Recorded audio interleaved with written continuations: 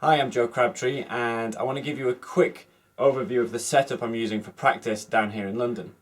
If you've seen any of my solos from the road videos, you'll know that I'm a big fan of the Zoom Q3 HD, which is a high definition video recorder with a stereo pair of mics on it. And the key thing with that is that you can set the mic gain to a low level, and so it doesn't compress any of the sound, so you really get to hear the gig or the drums or whatever it is like they actually sounded at the time. So the problem with that is it's only 2 channels, so you can only use the mics on the camera. So if you're playing to a backing track or a click, then you don't get to hear that unless that was coming out of speakers.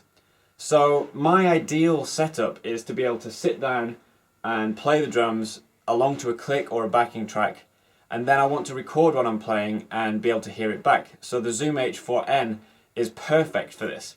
So I have it here, it's on a cheap tripod that I picked up from eBay. Kind of like the Zoom Q3 HD, on the front it's got a stereo pair of mics which you can adjust to be at 90 degrees or various different angles to get different width of stereo image. So on the back it's got 2 combo connectors. You can use those to connect 2 more microphones, so you could perhaps mic up your kick drum and your snare drum and then use the 2 on the front for overheads.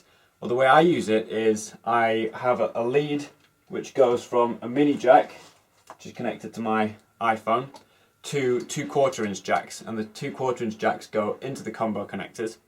So basically this is going to record the signal from my iPhone and the signal from the mics on the front. So I can play along to a click or a backing track, and then I can immediately review what I just recorded, and I will hear the drums from the mics on the front and the click or the backing track from the iPhone. So there's a few things that I think make this really useful.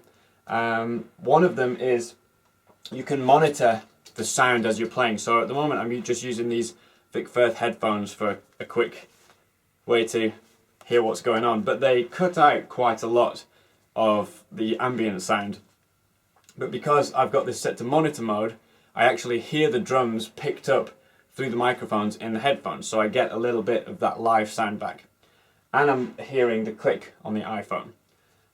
The way this is laid out is that there's a record button that sticks out on its own on the side. So that's really easy to reach behind your head and just feel where that is. So you hit that once and it sets it into record standby mode, and when it's in that mode you can set the input gain for your iPhone input or your external mics and for the mics on the front. And then when you hit it a second time, it actually goes into record mode and records what you're playing. Then you hit the stop button to stop it and the play button to play the last file that was recorded. So this is how I use it. I sit down at the drums, put the headphones on, set the click going, hit the record button and play.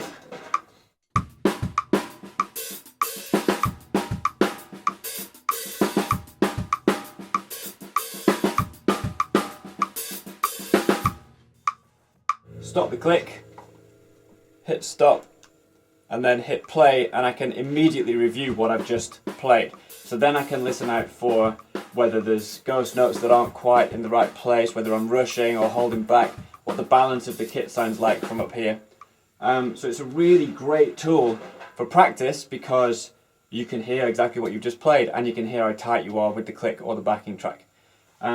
So it has many more features than that, most of which I'm not using because this is my ideal setup. But to give you a quick overview, it has 3 modes. The stereo mode, where you're just using the 2 mics on the front of it to record. It has 4-track mode, which is the mode that I'm using. So what you end up with is actually 2 stereo WAV files, one which is the stereo pair of the mics on the front, and one which is the input from your iPhone or whatever.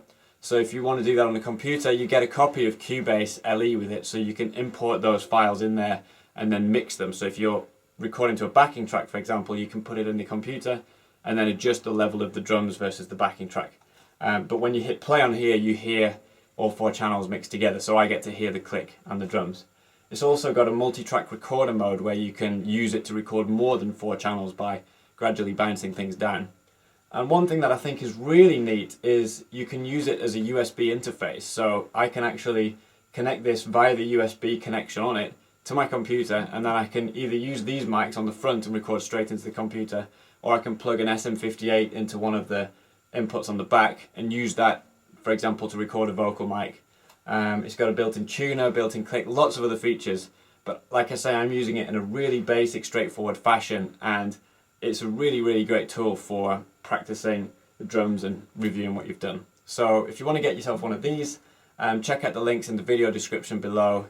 Like I say, the Q3 HD is also a really cool tool if you want the video option, but I think this is more useful for practice because you can record the backing or the click at the same time.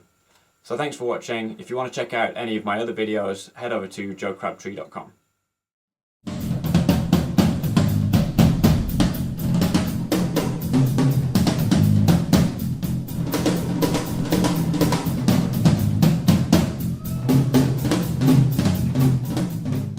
The groove sounds like this.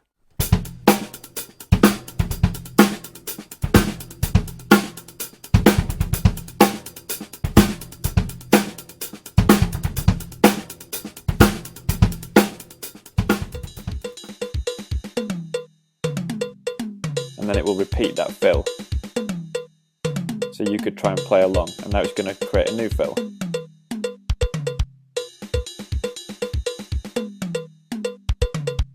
So this is testing your